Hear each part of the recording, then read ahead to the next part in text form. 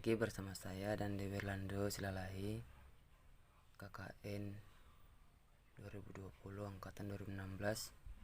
Sekarang masuk dalam tema 3, ketahanan pangan daerah selama pandemi COVID-19. Pandemik yang disebabkan COVID-19 menjadi perhatian seluruh warga dunia.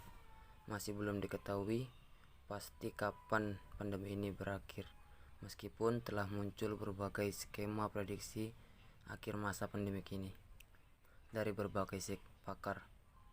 Perubahan yang disebabkan di masa pandemi ini memang tidak hanya pada sektor ekonomi. Ada berbagai sektor dan salah satu sektor yang krusial adalah pertanian. Di tengah himbauan untuk tetap jaga jarak dan tetap di rumah saja, kebutuhan akan pangan menjadi sesuatu yang tidak dapat ditunda, sehingga menjaga ketahanan pangan di tengah pandemik menjadi tantangan sendiri. Ketahanan pangan merupakan ketersediaan pangan dan kemampuan seseorang untuk mengaksesnya. Sebuah rumah tangga dikatakan memiliki ketahanan pangan jika penghuninya tidak berada dalam kondisi kelaparan atau dihantui ancaman kelaparan. Masalah ketahanan pangan menjadi sangat penting sekaligus rentan bermasalah pada situasi bencana, termasuk bencana wabah penyakit seperti pandemi COVID-19. Ketahanan pangan mengindikasi pada ketersediaan akses pada sumber makanan sehingga dapat memenuhi kebutuhan dasar. Kondisi pandemi COVID-19 ini mengakibatkan ketersediaan akses terhadap makanan diperparah dengan semakin memburuknya pandemi itu sendiri, serta lapangan-lapangan perpindahan penduduk yang mengikutinya. Kekhawatiran pemerintah serta berbagai pihak mengenai kelangkaan bahan pangan ternyata tidak memudahkan petani sebagai penyedia pangan untuk masyarakat. Petani sebagai produsen makanan justru menjadi pihak yang terdampak dalam ancaman krisis ketahanan pangan.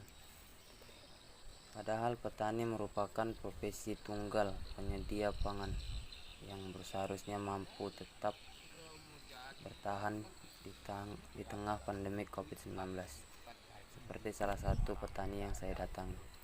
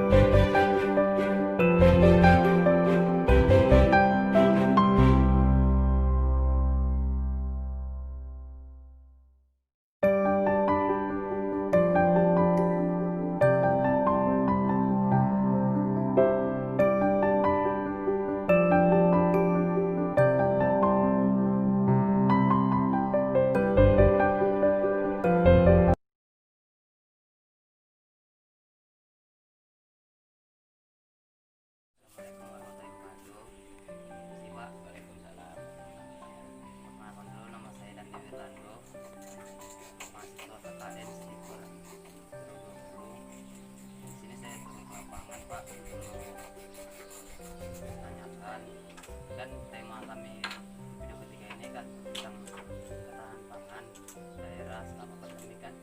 Nah, jadi saya mau bertanya nih Pak, kan Bapak di sini petani kan? Iya, petani. Ini tanaman apa aja Pak?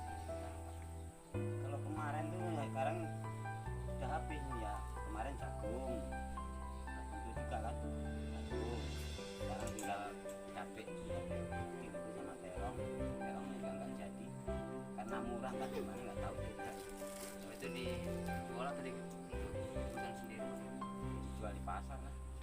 untuk sendiri, waduh, keluarganya nggak makan nanti. Jadi kira-kira selama pandemi ini apa sih dampak yang dirasakan oleh petani yang kayak salah satunya kayak bapak ini? Kalau sekarang ini dampaknya semua sayur-sayuran tuh kayak murah semuanya, kayak jenis sawi, jenis apa kangkung, bayam itu juga kan murah sekarang. Tomat, apalagi cabai itu sekarang murah.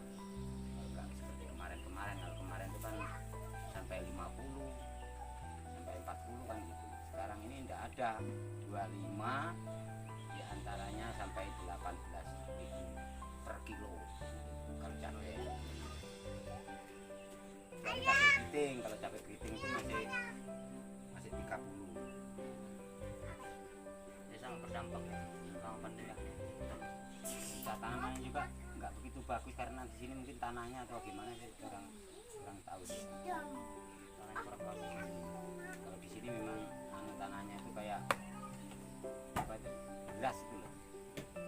Kalau di air nggak bisa mengandung air. Ya.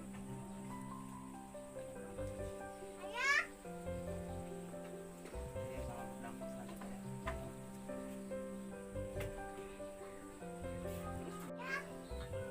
Kalau bantuan untuk corona kemarin itu ada dari Pak RT itu 2 kali. 2 kali dapat.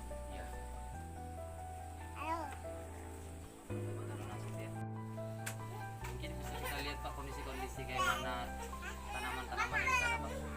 Bisa juga kan dilihat ya, bisa. Nggak merepotkan juga kan ya. Nggak ada yang repot, yang penting nggak apa ya, nggak merugikan saya itu, masa ngerepotkan kan enggak. Iya betul. Untuk keterangan yang jelas-jelasnya saya terangkan apa adanya kan gitu. Jadi dapat kita langsung lihat ke sana ya Pak ya. Iya, iya. Informasi yang saya dapat dari Pak Sulaiman, luas lahan yang dimiliki Pak Sulaiman yaitu 1,5 hektar, di mana lahan tersebut ditanamin berbagai macam tanaman seperti cabai, tomat, sawi, dan lain sebagainya.